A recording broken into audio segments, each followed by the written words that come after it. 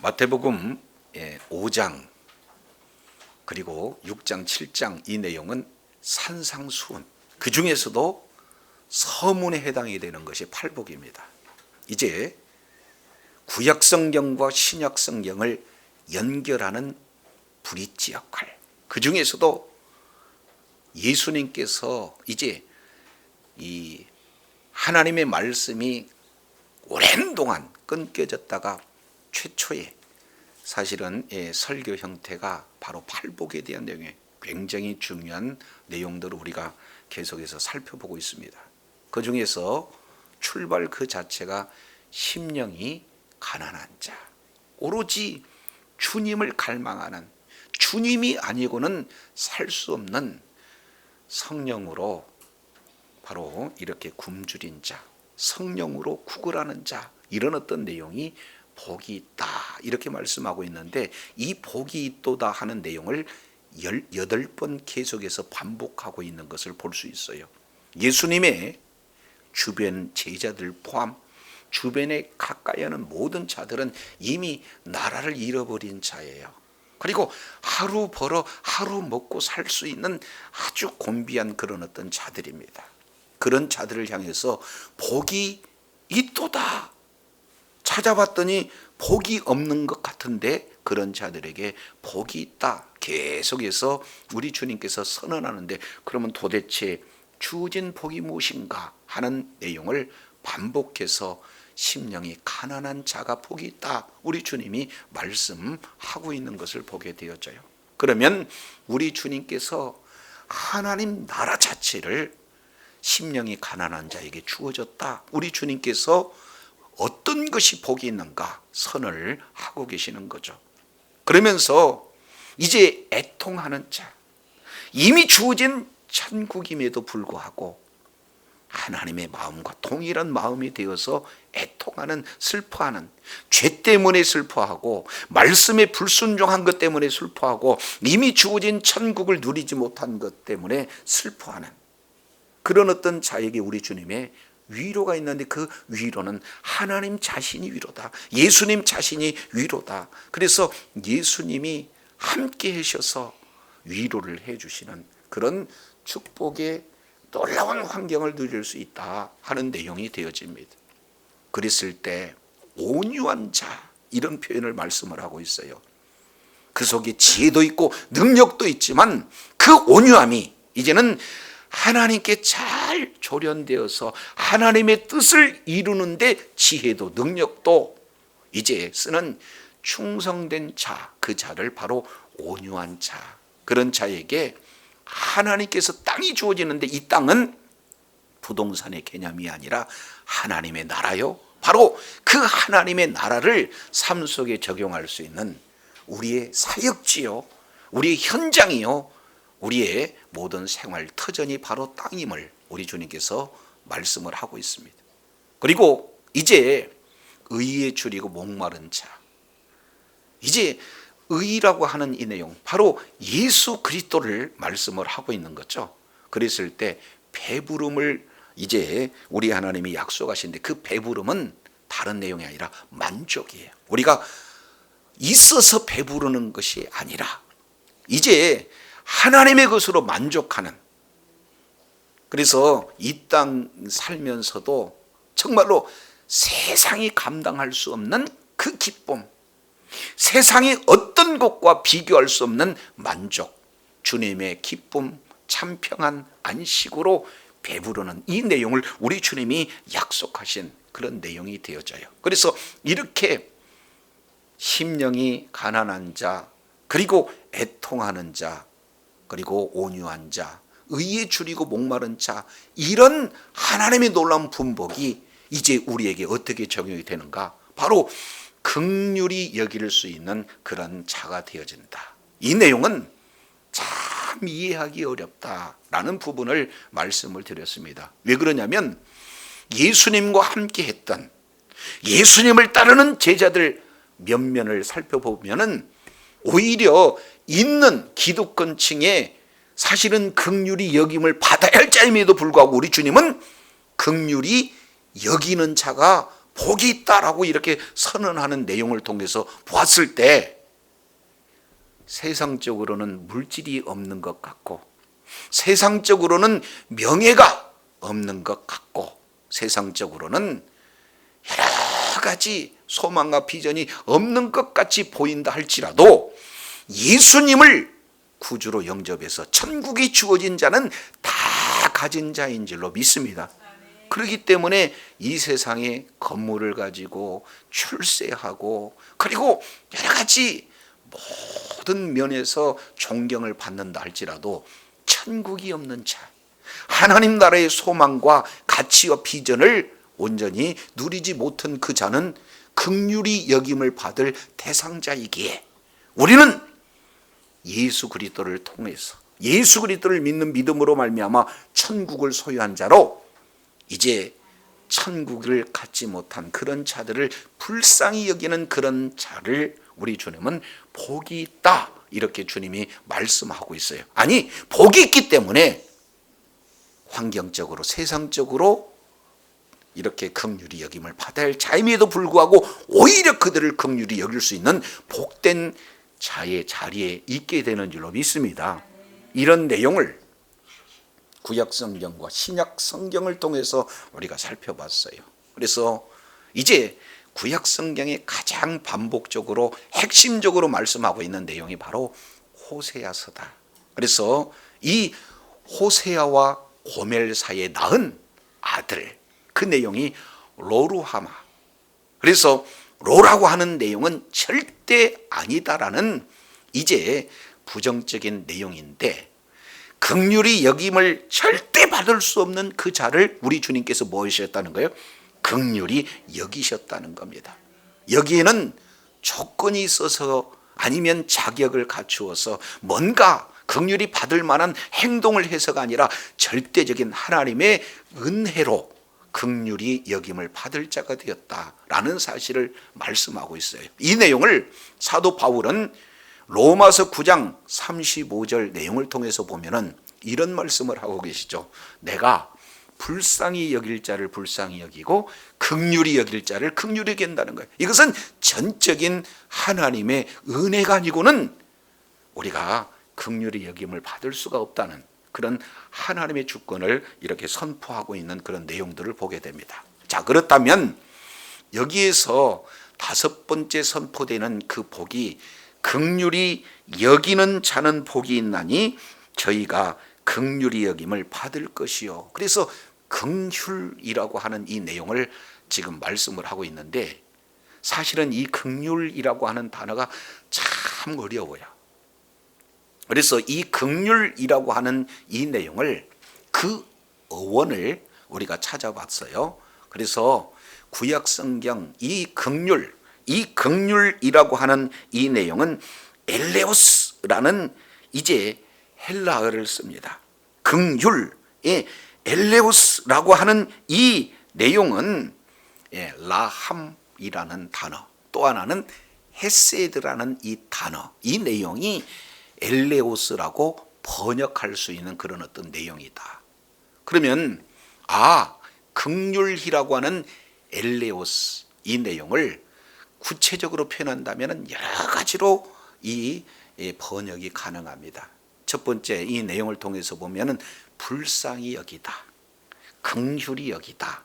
그런 엘레오스 내용은 하나님의 사랑, 하나님의 자비, 하나님의 돌보심, 하나님이 불쌍히 여기신 이런 내용하고 같은 그런 의미인데, 그것이 바로 라함이라고 하는 그런 단어가 긍휼로, 헤세드라고 하는 단어가 긍휼로 이제 표현되어지는 그런 그 어원적인 부분들을 우리가 살펴봤죠. 그러면은 라함이라고 하는 이 내용은 어떤 내용인가?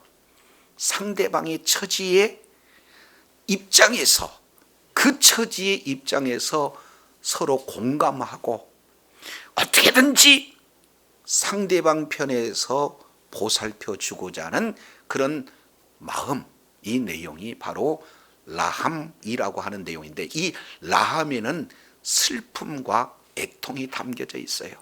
그래서 상대방 처지에 공감하고 있으면 그 그 속에서 이렇게 돕지 아니하고는, 사랑하지 아니하고는, 불쌍히 여기지 아니하고는 견딜 수 없는 그런 마음, 이 내용을 가장 적절하게 표현해 주는 내용이 바로 이 어머니의 이제 모성애적 그 사랑이 라함의 배경이 되어졌다라는 것을 우리가 살펴볼 수가 있습니다. 그래서 생명을 사랑하는, 생명을 보호하는 그 어머니의 사랑, 이 내용이 바로 라함이다. 자녀가 잘 어머니에게 해줘서가 아니라 자녀이기 때문에 베풀어 주신 그 사랑, 이 내용을 엘레오스, 라함의 사랑이다, 이렇게 표현할 수가 있습니다. 근데 이러한 상대방 처지에서 마음을 공감하는 이런 어떤 내용하고는 또 다른 단계가 바로 헤세드의 사랑이에요. 하나님께서 약속하시고 그 약속을 이루시는 기까지 구원을 베풀으시는 실천적인 그런 사랑을 헤세드 사랑 그렇습니다. 그러니까 이제는 마음뿐 아니죠. 구체적으로 뭐예요? 돕는 행위까지 연결되어지는 그 단어가 바로 헤세드의 사랑, 이 내용을 오늘 긍휼이다 이렇게 말씀을 하고 있는 것을 보게 되어져요. 그렇기 때문에 이 긍휼이라고 하는 내용을 가장 적절하게 표현할 수 있는 분은 단 한 분, 바로 하나님의 그 사랑이 긍휼의 사랑이다. 그래서 긍휼이라고 하는 이 내용은 하나님의 뭐예요? 본질이에요. 그래서 에베소서 2장 1절부터 3절까지 이 내용을 통해서 보면 이제 하나님의 그 사랑이 어떻게 우리에게 이제 적용되어졌는가 하는 그 내용을 이렇게 표현을 하고 있습니다. 우리의 모든 삶의 내용을 두 가지로, 죄와 허물로 죽었던 우리를 하나님께서 우리를 살리셨어요. 그러면 우리는 어떤 상태였는가? 세 가지로 말씀을 하고 있는 그런 어떤 내용을 보면은 에베소서 2장 이 내용을 통해서 보니까 이런 말씀을 하고 있습니다. 그때의 너희가 세상 풍속을 따랐다. 하나님의 말씀을 따르기보다도 세상 풍속을 따랐어요. 그리고 3절 내용을 보니까 육체의 욕심을 따라 지냈어요. 그리고 세 번째, 육체의 마음에 원하는 것을 다 하고자 했습니다. 그 원인은 어떤 내용인가? 본질적인 부분이죠. 공중 권세 잡은 자를 따르고 불순종 가운데 역사하는 그 역사하는 영에 따랐고, 그래서 결국 우리는 본질상 진노의 자녀가 되었다. 하나님의 진노를 받을 수밖에 없는 자리에 있었고 그런 존재였음에도 불구하고 우리의 허물과 우리의 죄로 이미 죽은 우리를 우리 하나님께서 살리셨는데 그 살리심의 그 출발점이 어떻게 되는가? 4절에 이렇게 표현하겠어요. 하나님은 누구신가? 긍휼이 뭐 하시는 하나님? 그렇습니다. 풍성하신 하나님. 이 긍휼 엘레오스, 라함의 하나님, 헤세드의 하나님, 그 엘레오스 하나님이 그 엘레오스 풍성한 긍휼이 우리를 살리셨다 이렇게 말씀하고 있어요. 왜 그래요? 하나님은 사랑이시기 때문에, 사랑하신 그 큰 사랑 때문에 긍휼이 나타났다는 거예요. 그래서 도저히 용서받을 수 없는, 도저히 구원받을 수 있는 자격도 조건도 없는 우리를 우리 하나님께서 뭐 하셨어요? 긍휼히 여기셨어요. 왜? 그분이 사랑이시기 때문에. 그래서 자격도 조건도 없는 우리를 사랑의 하나님께서 그 긍휼을 베풀어 주심으로 말미암아 우리가 구원을 받은 그 자체를 바로 은혜라고 해요. 그래서 하나님은 어떤 분이냐? 은혜의 하나님이에요. 한번 따라하겠습니다. 긍휼의 하나님, 사랑의 하나님, 은혜의 하나님. 그래서 세 가지, 바로 사랑, 긍휼, 은혜, 이 하나님께서 우리를 구원을 해 주셨다. 그래서 이제는 죽었던 우리를 대신해서 십자가에서 죽으시고 부활하신 이후에 지금 현재 우리가 이 땅에 살지만 이제는 부활의 생명을 주셔서 영원한 천국의 소망을 이렇게 주실 뿐만 아니라 하나님 보좌 우편에서 지금도 우리가 하늘에 소속된 자로 살아갈 수 있는 은혜가 바로 하나님의 놀라운 긍휼에서 시작되어지는 줄로 깨달으시길 바랍니다. 그래서 이제 도저히 긍휼히 여김을 받을 수 없는 우리를 긍휼히 여기시고 그 긍휼로 우리를 구원을 해 주셨다라는 사실을 우리가 지난 시간 살펴봤어요.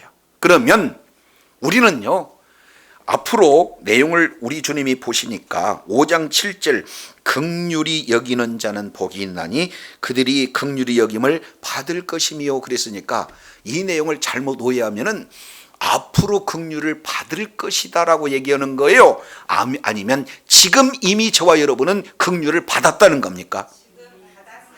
그렇습니다. 이미 긍휼함을 받은 우리가 또 긍휼함을 받은 자이기에 그 긍휼함을 많은 사람들에게 베풀었을 때 우리 주님의 약속은 또 우리들에게 뭘 주시겠다는 거예요? 긍휼을 주시기, 긍휼히 여겨 주시겠다 하시는 약속을 허락하여 주신 줄로 깨달으시기를 바랍니다.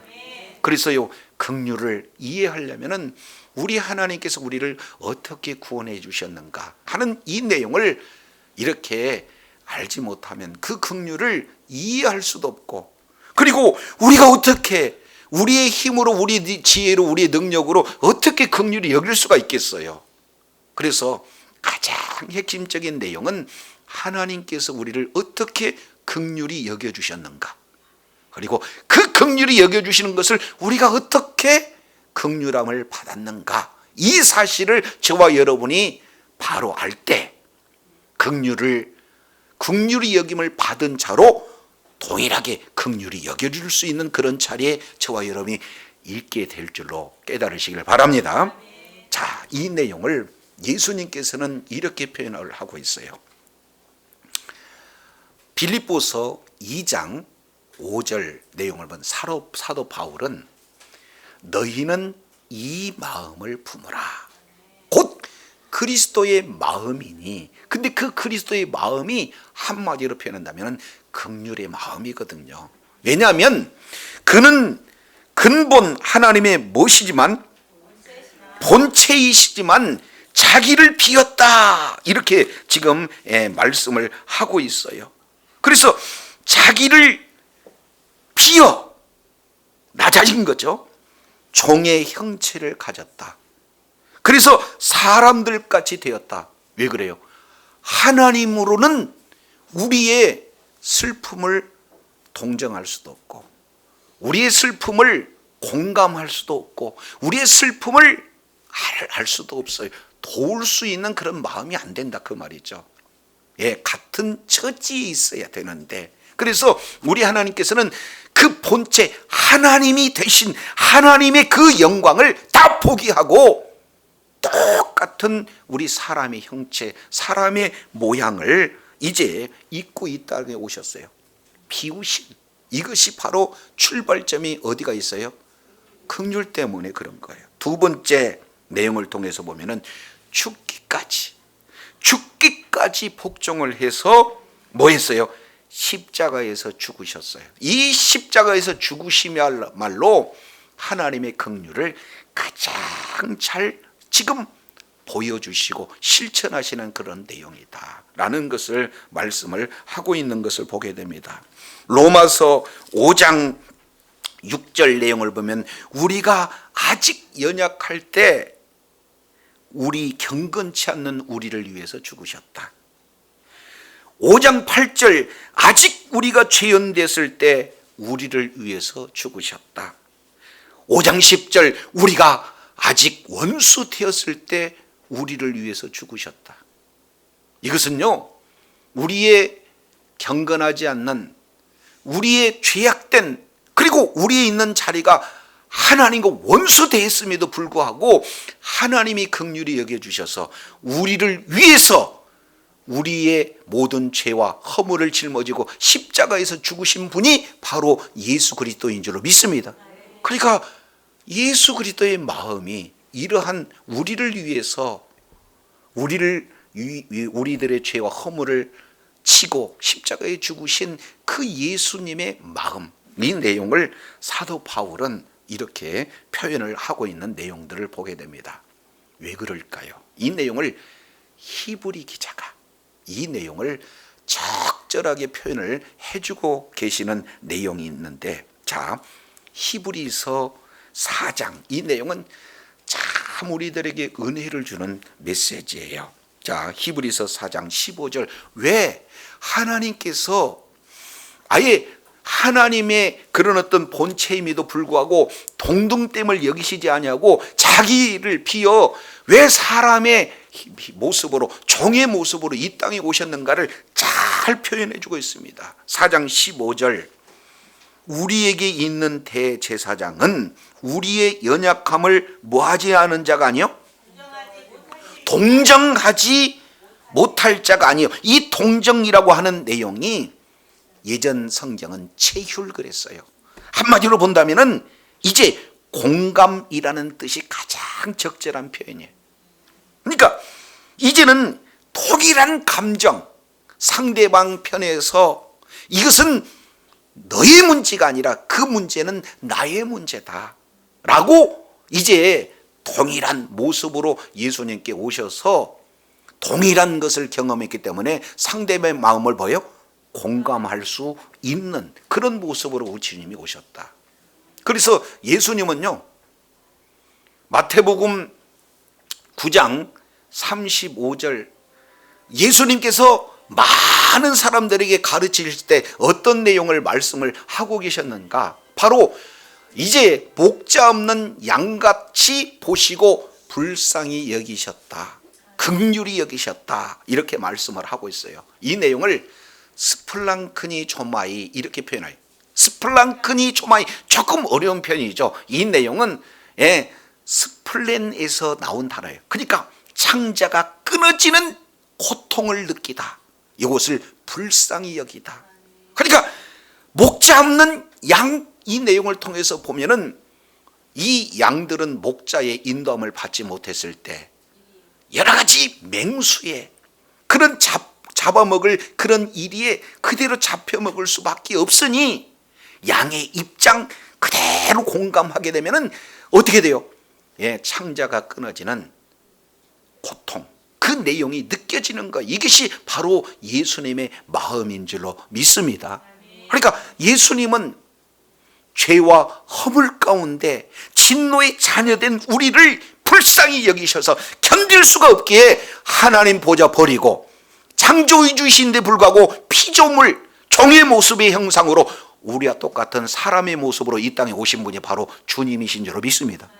그렇기 때문에 우리가 배고플 때 우리 주님께서 똑같이 배고파셨기 때문에 배고픈 자의 마음을 아시는 거고, 우리가 피곤할 때 그분도 똑같이 피곤하셨기 때문에 피곤한 자를 아시고, 우리의 질병을 위해서 채찍에 맞으시는 그 고통을 입으셨기 때문에 질병을 통해서 고난받는 그 사람의 마음을 너무나 우리보다도 더 잘 아시는 분이 바로 우리 주님이신 줄로 믿습니다.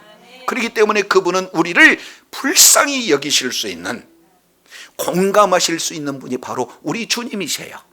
바로 이러한 주님께서 이제 이렇게 표현해요. 우리와, 히브리서 4장 15절, 우리와 모든 일에 한결같이 뭘 받은 자예요? 시험을 받은 자예요. 배고픔의 시험, 질병의 시험, 환경의 어려움 가운데 있는 그런 모든 시험을 다 담당했기에 저와 여러분 어떤 자더라도 주님 앞에 나가면 우리 주님은 우리의 모든 시험을 그냥 이론으로만 아는 게 아니라 몸소 체험함으로 저와 여러분의 모든 내용들을 다 이렇게 안아주실 수 있는 위로자가 되시는, 바로 불쌍히 여겨줄 수 있는 그런 하나님의 그 사랑이 우리 주님이시다라는 것을 이렇게 말씀을 하고 있는 것인 줄로 믿습니다. 그러면 왜 그래요? 왜 우리 주님께서 우리를 이렇게 한결같이 똑같은 시험을 왜 당하셨느냐 하는 그 내용을 히브리서 4장 16절 이렇게 표현을 하고 있습니다. 그러므로 우리가 뭘 받고? 거기다가 밑줄 쫙 쳐놓으세요. 우리가 긍휼함을 받고, 우리 주님께서 죄가 없으신데도 불구하고 우리가 똑같이 시험을 받는 이유는 우리의 육신의 모습을 오셔서 우리가 인생들이 겪을 모든 시험을 다 겪으신 이유는 우리에게 뭘 하기 위해냐면은 때를 따라 돕는 은혜, 그러니까 우리를 뭐 하시기 위해서? 돕기 위해서. 도우려면 상대방의 입장을 바로 이해해야 도울 수 있잖아요. 그렇기 때문에 도우려고 하는데 문제는 우리가 하나님 앞에 갈 수가 없잖아요. 그래서 누구만 하나님 앞에 갈 수 있어요? 긍휼하심을 받은 자만 갈 수 있습니다.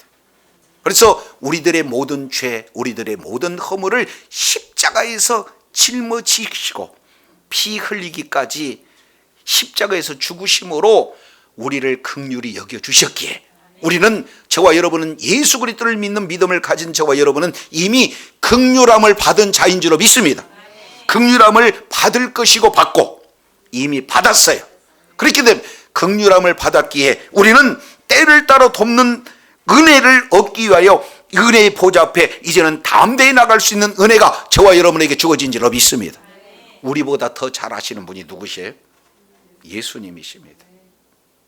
그래서 우리에게 꼭 필요한 물질, 건강, 평안, 참 안식, 기쁨, 이런 모든 내용들을 우리보다 더 잘하시는 분이 꼭 필요한 때에 주시기 위해서 우리를 이제는 긍휼히 여겨주시고 우리 주님 앞에 담대히 나갈 수 있는 은혜가 저와 여러분에게 주어지는 줄로 믿습니다.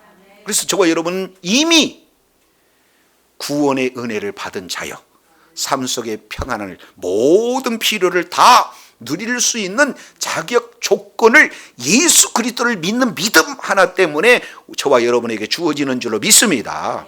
그렇기 때문에 앞으로 긍휼을 받을 자가 아니라 이미 저와 여러분은 긍휼을 받은 자인 줄로 믿습니다.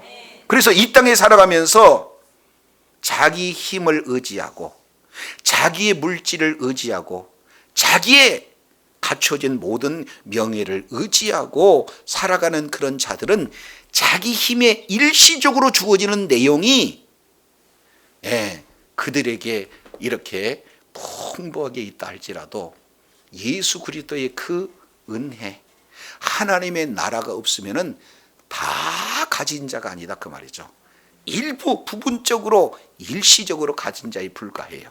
그렇기 때문에 이제는 예수 그리스도의 긍휼함을 받은, 그로 말미암아 구원의 은혜를 받은, 그래서 하나님의 나라를 기업으로 상속받는 저와 여러분은 아직도 하나님 나라 밖에 있는 그런 자들을 긍휼히 여길 수 있는 대상으로 보고 하나님의 그 긍휼하심이 저와 여러분을 통해서 그들에게 흘러나가는 그런 복된 자리에 있어야 될 줄로 믿습니다.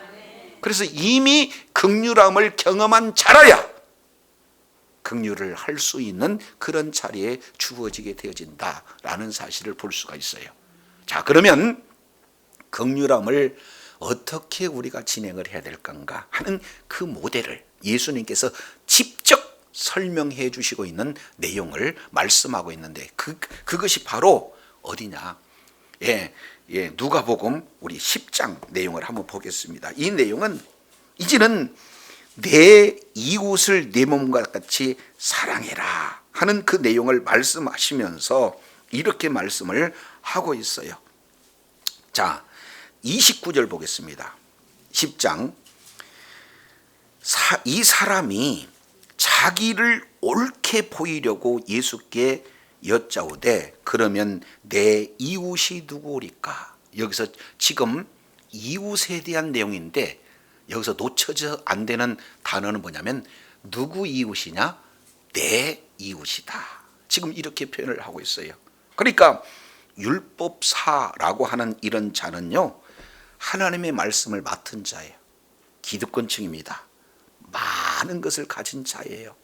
그런 자가 이 마음 가운데 선생님, 예수님을 시하면서 이렇게 선생님 내가 무엇을 하여야 영생을 얻으리까 지금 이렇게 표현을 하고 있는 거죠. 그러니까 이는 전제가 잘못된 겁니다. 무엇을 해야 영생을 얻는 것이 아니라 예수 그리스도를 믿는 믿음으로 영생을 얻은 줄로 깨달으시길 바랍니다. 그런데 그들은 믿음보다 무엇을 해야 하는 그 내용을 잘못 오해하고 이제는 행위를 근거한 영생관, 이 내용을 지금 잘못 오해하고 있어요. 오늘날도 마찬가지입니다.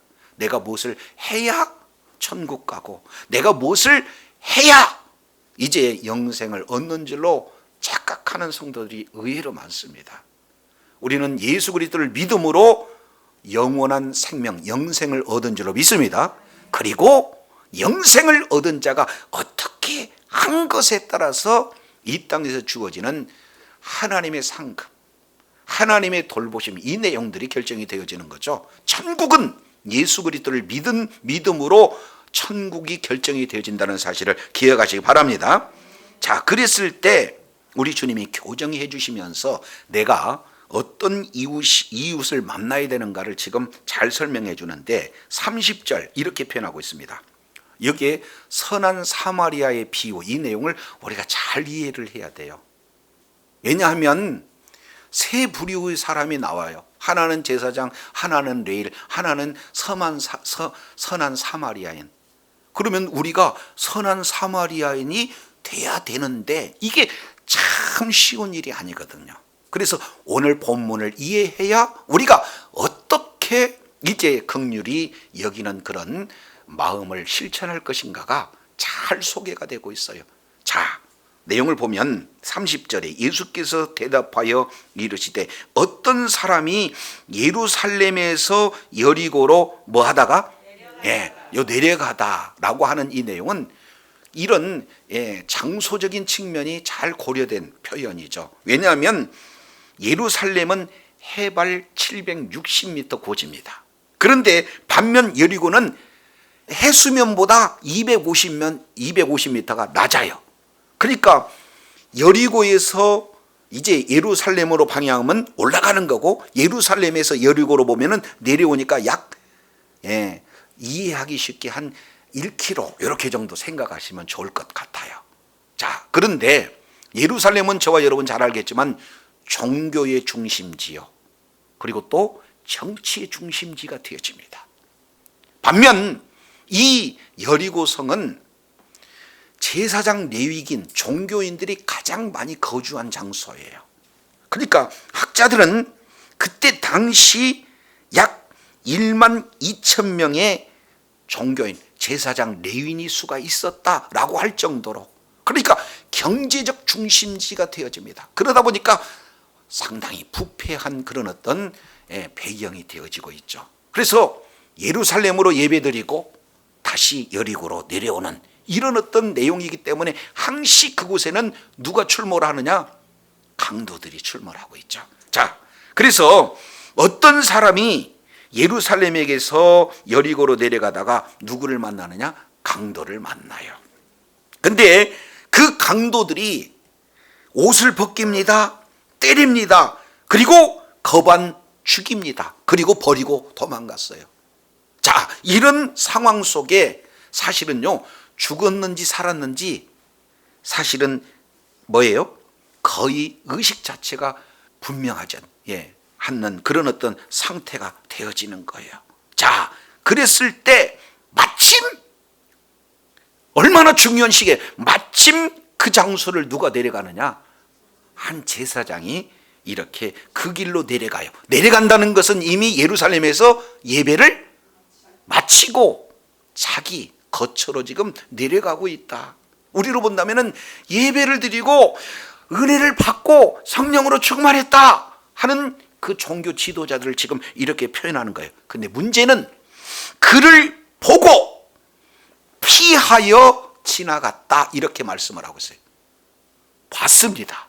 그런데요, 여기서 피하여라고 하는 이 내용은 이제 그 있는 장소에 반대적인 반대적인 방면으로 해서 지나가 버렸다라고 말씀을 하고 있어요. 이것이 사실은 오늘날 하나님과의 관계는 너무 좋아요. 예배는 드려요. 찬송은 드립니다. 그리고 말씀은 너무나 잘 알아요. 그런데도 불구하고 실제 그 사랑, 그 긍휼함이 이제 삶의 현장 속에 그대로 반영되지 않기 때문에 보고도 피하여 지나가는 그런 어떤 모습을 향해서 세상은 교회를 향해서 질책하고 있는 그런 모습이고, 그 모습이 오늘날 우리들의 모습이 되어지죠. 근데 두 번째 지나가는 자가 있는데 그 자가 누구냐? 레위인이다. 레위인은 성전에서 봉사하는 자들이죠. 전부 사실은요 사역자들을 이렇게 포함하고 있어요. 자, 그런데 이 역시 마찬가지로 똑같이 3단계로 봤습니다, 피합니다, 그리고 지나갑니다, 이렇게 얘기해요. 왜 그러냐면 우리하고 지금 예배를 드리는데 종교의식이 가득 차가지고 죽은 자를 접촉하면 나도 부정해진다는 거죠. 그렇지 않습니까? 요 내용을 그대로 지금 반영하고 있는 것을 볼 수 있어요. 그런데 세 번째 지나가는 사람이 있습니다. 그 자가 누구냐? 사마리인이다, 이렇게 표현하고 있습니다. 사마리아인, 이 내용은 유다 사람들이 사마리아인을 어떻게 대합니까? 개 취급을 하고 있어요. 어떤 의미 보면은 아예 원수 취급을 하고 있어요. 자, 이런 상황 속에 자, 내용을 보면은 자, 그를 보고 피하여 지나가고, 그를 보고 피하여 지나가고 있는데 사마리아인도 똑같이 봤습니다. 그리고 가까이 갑니다. 피하여 가는 것이 아니 뭐예요? 가까이 갑니다. 그 사이에 어떤 내용이 됐습니까? 불쌍히 거기다가 밑줄 착 치세요. 이것이 바로 우리 주님께서 저와 여러분에게 말씀하고자 있는 포인트예요. 그래서 사마리아인의 그런 어떤 모습을 보면은 이 불쌍히 여길 대상을 보고 피하고 그리고 지나가는 종교 지도자와 다르게 보고 즉각적으로 반응을 했는데, 이제 반응 앞서 가장 핵심적인 동기가 뭐였어요? 불쌍히 여겼다, 이 내용을 말씀하고 있어요. 스플랑크니 조마이, 창자가 끊어진 고통. 아, 내가 저렇게 쓰러 있었을 때 죽어가는 그 내용 가운데 마침 지나가고 있는데 그 자가 나를 도와줬다면 하는 상대방 입장에서 공감이 되어지는, 그래서 그 사람의 심정이 내 심정이 되니까 지나가고는 견딜 수 없는 창자가 끊어지는 고통, 이 내용이 마음 가운데 확 오는 거예요. 그래서요, 우리가 선한 사마리아인처럼 많은 그런 어떤 이제 하나님으로부터 긍휼히 여김을 받은 그 자가 어떻게 우리가 긍휼히 여길 수가 있겠는가? 이미 긍휼함을 여김을 받은 그 자가 그 긍휼함을 어떻게 해요? 그대로 반영하는 것. 상대방 그 처지와 심정에 공감할 뿐만 아니라 실제 행동으로 도울 수 있는 그 마음이 긍휼한 마음, 이 내용을 말씀을 하고 있어요. 이것은요, 이제 마테마가 누가 계속해서 강조하고 있는 내용을 통해서 보면은 예수님의 마음이거든요. 예, 마태복음 9장 35절, 이제 목자 없는 양 같은 무리를 보고 불쌍히 여기셨다. 마가복음 1장 40절 41절 내용을 보면은 나병 환자가 주여 불쌍히 여기시옵소서라고 이제 예수님을 찾아왔을 때 우리 예수님의 마음이 불쌍히 여기서 손을 대지 않으면 견딜 수 없는 그 마음이 있어서 그 자에게 손을 대서 불쌍히 여기시는 그런 예수님의 마음, 그 내용이 이제 누가복음 7장 내용을 통해서 보면은 예수님께서 이제는 나인성에 도착했을 때 한 과부의 일행을 봅니다. 남편을 잃었어요. 그리고 외아들을 잃었습니다. 이제 여인은요, 소망을 둘 장소가 없습니다. 그랬을 때 그러한 슬픔에 잠겨져 있는 그 라인성 과부를 향해서 우리 주님께서 불쌍히 여기셔서 그 시체에 손을 대지 않고는 견딜 수가 없어서 청년에게 명합니다. 청년아 일어서라. 그래서 죽은 청년을 살리시는 예수 그리스도의 마음, 이 내용이 뭐예요? 바로 예수님의 마음이고 하나님의 마음인 거거든요. 이 사마리아 사람이 견딜 수가 없어서 어떻게 되는 겁니까? 마음만 행하는 게 아니에요. 두 번째, 가까이 가서 기름과 포도주 그 내용을 상처에 붓고 싸매고 그리고 자기 짐승에 태워서 주막으로 데리고 가서 돌보아주고, 한번 따라하겠습니다. 돌보아주고, 돌봐주기까지 모든 과정을 간다, 그리고 붓는다, 그리고 태운다, 이런 내용을 돌봐주는 과정이에요. 동기가 예수 그리스도의 그 불쌍히 여기는 그 마음, 긍휼한 마음으로 출발되어서 동기로 끝나는 것이 아니라 뭐예요? 행동으로 연결이 돼요. 아주 구체적으로 연결이 되어집니다. 이어서 내용을 보니까 35절, 이튿날에 데나리온의 둘, 데나리온 이 내용은 화폐의 내용인데, 그러면은 여기 이 데나리온 둘 이 내용은 자 어떤 내용이냐? 자 오늘날로 보면은 두 달분, 한 달분이 데나리온이라면은 두 달분. 그러니까 딱 봐도 강도에 거반 맞아 죽은 그런 상태이기 때문에 하루 이틀 지금 머물 수 있는 그런 내용이 아니에요. 그러니까 자 상처에 붓고 싸매고 짐승으로 데려와서 주막으로 데려갔다. 여기서 주막은 숙소를 얘기하는 거거든요. 그러니까 거기서 오랫동안 어떻게 되는 거예요? 머물러서 치료해야 돼요. 그러니까 미리 61분 지금 이렇게 보게 되는 거예요. 그리고 또 돌아와서 필요하다면은 더 갚겠다. 지금 이렇게 표현하고 있습니다. 여기는 헌신이 따라요. 희생이 따라요. 그러니까 마음으로 예수님의 마음을 갖고 그리고 그 내용을 실제 실천해서 돌보지만 행동으로 따르죠. 더 나가서 자기 있는 것을 희생하고 헌신하는 그런 어떤 자리에 있는 사마리아의 그런 어떤 모습을 보게 됩니다. 그래서 이 세 가지 예를 딱 들었어요. 자, 받습니다. 그리고 피합니다. 지나갑니다. 받습니다. 피합니다. 지나갑니다. 그런데 세 번째는 봤는데 가까이 와서 돌보고 그리고 이제 모든 그런 값을 지불하는데, 여기서 한 가지 생각해 볼 수 있는 그런 내용은 같은 동족 사람임에도 보고 피하여 지나갔는데 여기서 보니까 사마리안, 그러니까 자기를 뭐 하는 거예요? 원수 취급하는, 개 취급을 하는 그런 자들을 지금 가까이 와서 돌보는데 목적지 내용을 보면 조금 달라요. 왜? 그들은 늘 날마다 예배를 드리고 자기 숙소로, 예배를 드리고 자기 숙소로, 목적이 예배인데 이 사람의 목적은 여행하는 중, 그러니까 한번 스쳐 지나가는 그런 어떤 자리의 내용이 있잖아요. 자, 이런 내용을 본다면 저와 여러분은요, 엄밀히 따져본다면은 이제는 하나님 나라를 향해서 순례하는 예배자, 여행 중에 있는 모습이 저와 여러분의 모습인 줄로 믿습니다. 자, 그런데 여기서 핵심은 뭐냐? 36절에 있어요. 자, 우리 36절 한번 읽습니다. 시작. 내 의견에는 이 세 사람 중에 누가 강도 만난 자의 이웃이 되겠느냐? 아멘이십니까? 여기서 내용을 보면은, 자, 29절 주어를 잘 봐야 돼요. 29절 내 이웃이 누구냐? 지금 율법사들은 나를 중심으로 내 이웃에 대한 내용을 말씀을 하고 있는데 36절 예수님은 누가 강도 만난 자의 이웃이냐, 그러니까 주체가 누가 되는 거예요? 강도 만난 자입니다. 그래서 오늘 사마리아의 비유는 선한 사마리아인이 아니에요. 실제는 누굽니까? 강도 만난 자예요. 이 강도 만난 자가 누구냐? 바로 저와 여러분인 줄로 깨달으시길 바랍니다. 이 세상에서 강도 만난 자입니다.